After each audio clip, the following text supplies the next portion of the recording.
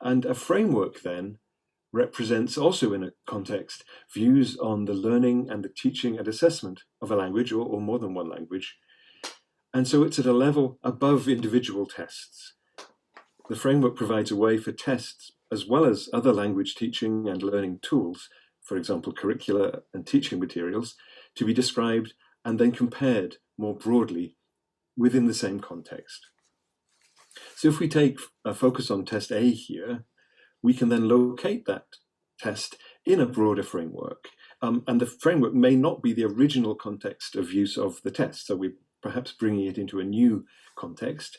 And the framework then describes a particular context. And this is done in terms of what the framework measures, in terms of language skills or other aspects of language which are described in the framework. And it's also done in terms of ability level, how much the test takers, the learners, demonstrate of the aspects of language described in the framework. And then this assumes a common progression from one ability level up to the next. So here, test A, we can see now, sits covering speaking and learning aspects of the framework, and for a range of ability, but not the full range of the framework. And then we can imagine another test, test B, which might focus on a different aspect of language, so for example, writing, and be able to cover the whole range of ability described by the framework. And other tests would fit into the framework in similar and different ways. To represent the different levels of ability for each aspect of language in the framework, level descriptors can be used, and these may be presented, and often are, as can-do statements. These are descriptions of what a test taker can do at a particular level. So here's an example: can write basic formal emails and letters, for example, to make a complaint and request action. I think that's from the CEFR.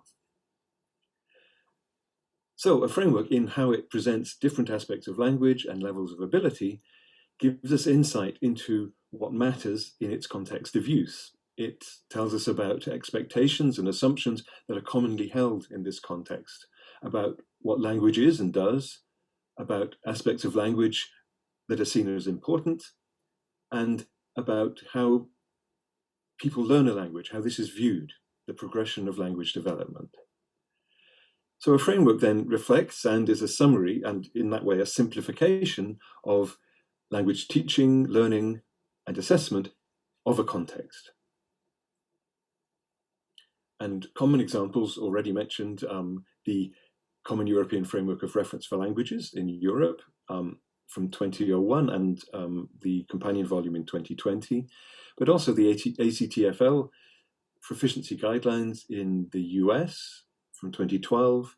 In Canada, the language benchmarks from 2012 also in French and English. And the topic of today's focus, spotlight, China's Standards of English Language Ability, the CSE. So this was implemented on the 1st of June 2018 after several years in development under the auspices of the Ministry of Education and the National Language Commission of the People's Republic of China. The CSE framework defines the levels of English ability of Chinese learners and users of English. So there's an explicit focus on the Chinese context, and the framework describes the features of their English language ability at each CSE level. So the CSE development process is briefly described in a publication by Liu and Pan, and I'll set it out even more briefly here. So the standards are based on a model of communicative language ability, and that was developed and we're familiar with by Bachmann and Palmer, and they were also influenced by other models. Possible performance descriptors for use in the framework were collected from existing sources and also generated specially for the CSE project. And this initial collection of descriptors was then reviewed and edited by working groups in China to create a pool of about 5,000 descriptors. So it's a very large project. And these were placed into 9 tentative levels aligned to existing categories of English learner in China. And that's an important point to make. These are the levels that were proposed initially, from 1 to 9, CSE 1 to CSE 9. And you can see that the learner categories mainly link to the Chinese education system, school and university progression. This categorization was then investigated via questionnaires.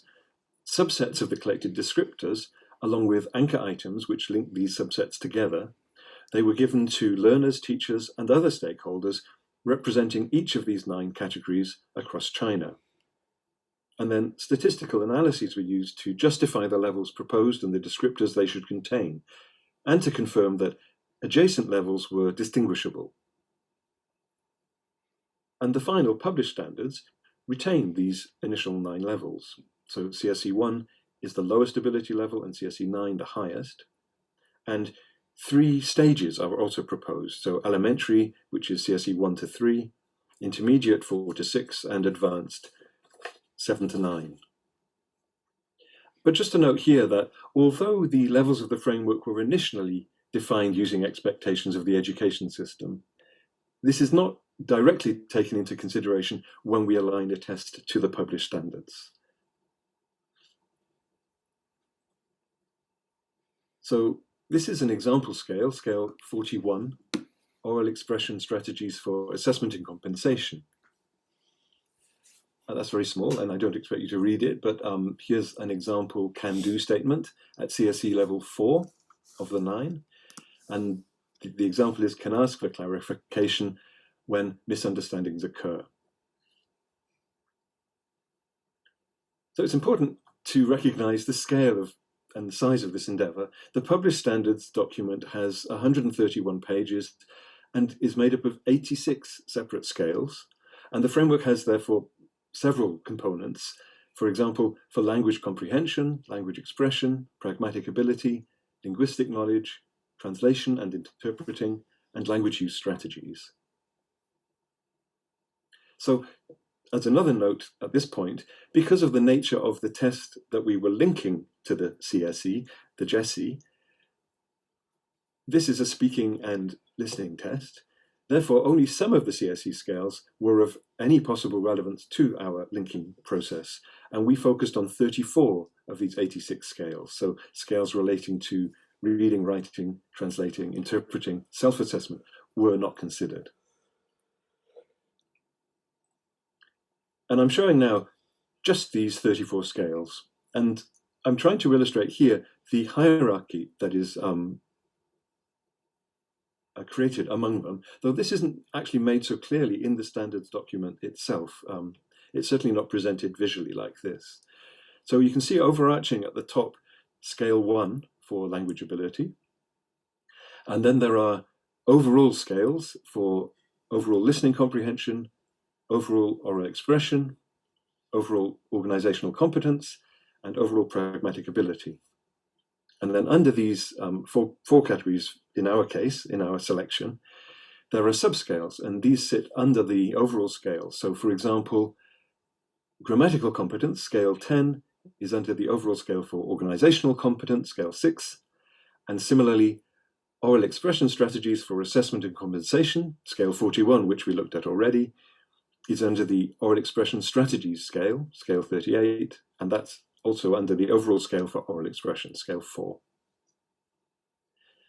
The scales relating to pragmatic ability and to language use strategies are perhaps more prominent in the CSE than in other frameworks. And because of the nature of the GESE, which I'll come to next, we anticipated that these scales then might be able to represent features of the test that are less evident in other tests of speaking, and thereby formalize a new dimension of language ability in the GESE through this linking project.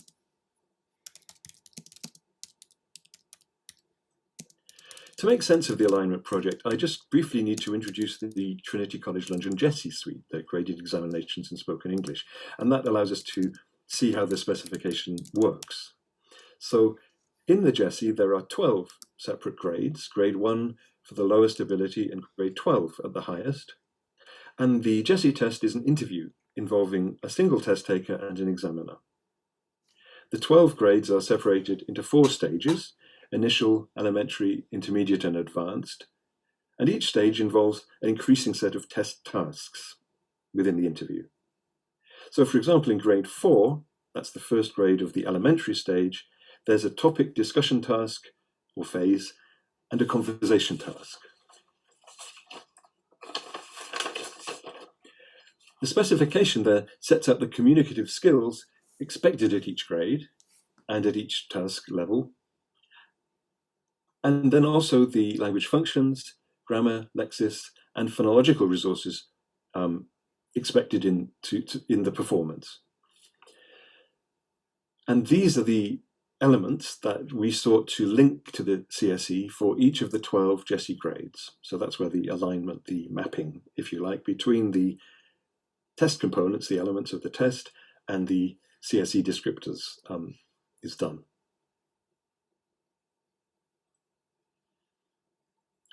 So linking tests to frameworks is an established process, and Nate has already mentioned the main stages are set out, for example, in the 2009 manual describing the process to relate tests to the CEFR, the Common European Framework.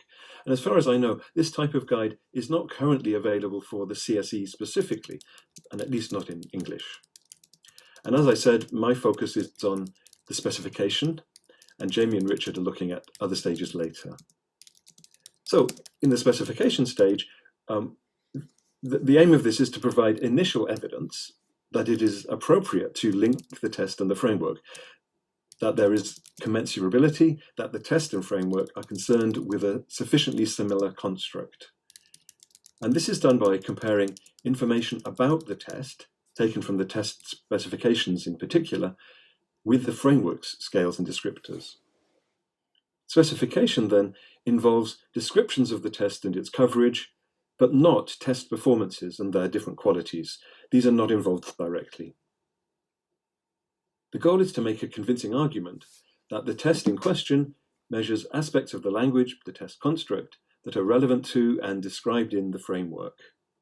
And if we can't make this argument, there's actually no point in moving on to the later stages of test framework alignment, if we can't establish this initial commensurability. So this audit, comparing a test with a framework, highlights overlaps where the test and framework refer to the same features, and also gaps where the test or the framework include features that are absent in the other element.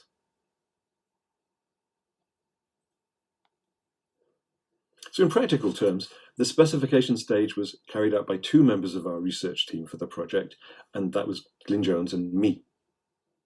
So through the process, we each became familiar with the CSE scales, those that were relevant to the GESE alignment. And each element of the test specification for each GESE grade was considered in turn, and independently, each of us sought to match them with CSE scale descriptors from one of the 34 available scales in the standards. And we recorded this in a series of spreadsheets. We then compared our independent versions, the 2 independent versions, to create a consensus version for each grade. We started with grade 6 in the middle as a pilot, and then we covered all 12 grades, and we worked out of sequence as a way to reduce any influence from decisions about one grade affecting decisions for an adjacent grade. So there was a kind of checking process built in there. The consensus version for each grade, these documents were then reviewed by 2 experts, one with knowledge and experience of the GESE, and one with knowledge and experience of the CSE. And Glyn and I, received separate feedback from the reviewers, and this then informed the final versions of the alignment through specification. So that was our process. I'll give some examples now of the detail.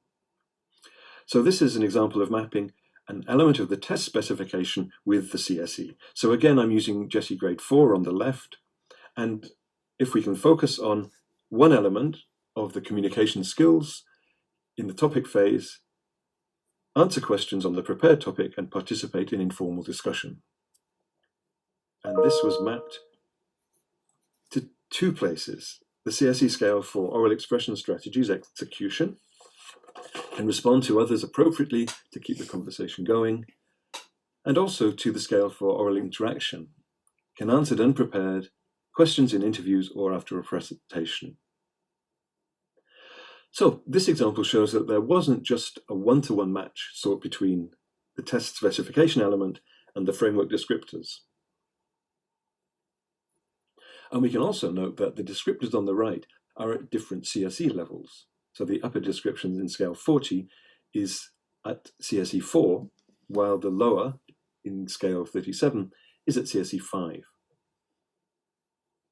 So that's just one example, and this is how that was presented in the spreadsheet for GESE grade 4. So the GESE elements listed in their original sequence in the test specification on the left, and the mapped CSE descriptors plus their scale number and name and the CSE level on the right. And as you can see, the CSE levels were actually color-coded for ease of reference here.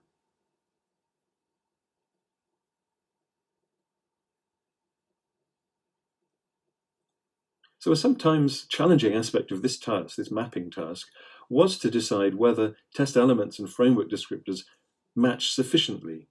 Should a link be created or not? So here's a couple of examples. Some were similar in scope. So the first example here about expressing agreement and disagreement, I think we can agree that they are sufficiently similar, and therefore a match can be made. Oops.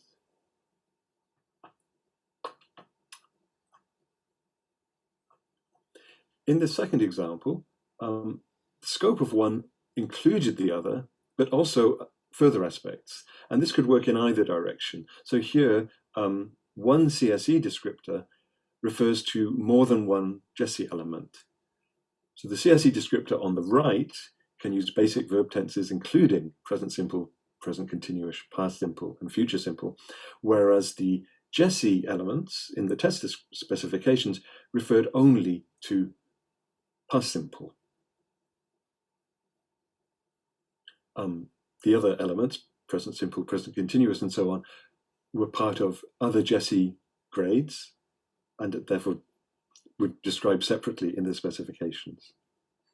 And also note here that in the GESE specifications, past simple was referred to both as a grammatical issue and a language function issue, talking about past events. And the tool for that is using, for including past simple. So there's an umbrella descriptor, and then within that there is a linked specification element. And a third example, this indicates somewhat the complicated relationship.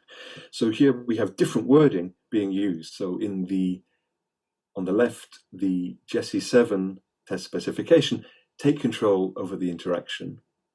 And then how that was mapped involved terms such as express the desire to speak, initiate, and maintain. So this is the final mapping that was agreed between the two researchers in the consensus versions and accepted by the experts. But we also considered other CSE descriptors that may have accommodated that idea, the idea of take control over the interaction. So this indicates some of the complexity of the task, due of course to the test and the framework being designed independently and at different times and without reference to each other. So when the mapping was complete, an overview could be considered. 377 links were made, and all 9 CSE levels were used in the mapping. Each of the 12 GESE grades mapped to descriptors at least 3 contiguous CSE levels, and in 3 cases, grade 5, 9, and 10, test elements were mapped across 6 CSE levels. And in a similar way, 2 CSE levels 3 and 6, provided descriptors that mapped to 8 different GESE grades.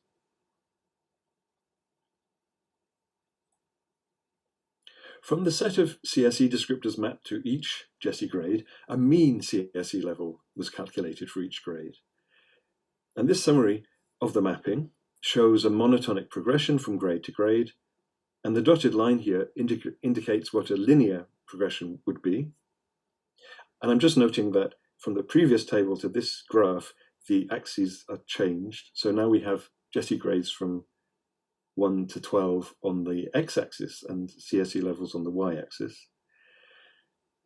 And just to note then that these bigger gaps in the progression tended to be between the stages, the 4 stages of the GESE: initial, elementary, intermediate, and advanced.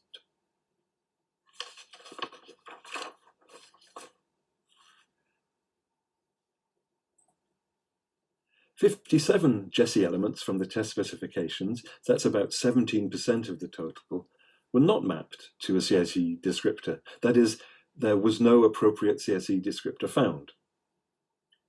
Several of these GESE components were quite specific, relating, for example, to particular grammar structures, used to adjectives and adverbials of quantity, or lexis, rooms in the house, possessions, pets. Of the language functions that were not mappable to the CSE, it was interesting that several related to more complex concepts at higher levels, including expressing uncertainty and hesitancy, and this might indicate a gap in the CSE coverage. Looking for the other side, of just over 1,000 CSE descriptors set out in the 34 available scales, 186, so about 18%, were used in this mapping, and 102 of these were used once only. The top 6 CSE descriptors, which were used for more than 5 mapping links, are presented here. And you can see a lot of them, how they're linked to aspects of communicative skill and managing the interview. And this is very much a feature of the GESE grades.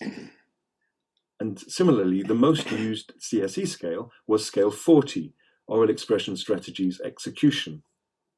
And this was particularly the case for the GESE intermediate stage and for the communicative skills listed in the specifications. And as I say, this is unsurprising given the nature of the GESE suite, which are speaking exams. We found that the detailed CSE subscales, so lower in the hierarchy, were often more useful and so more used in this specification task than the overall scales higher in the hierarchy, which were broad and more abstract in their descriptions. So the scale that was used most, as I said, scale 40 with 69 links, and then these are the other scales with over 20 links.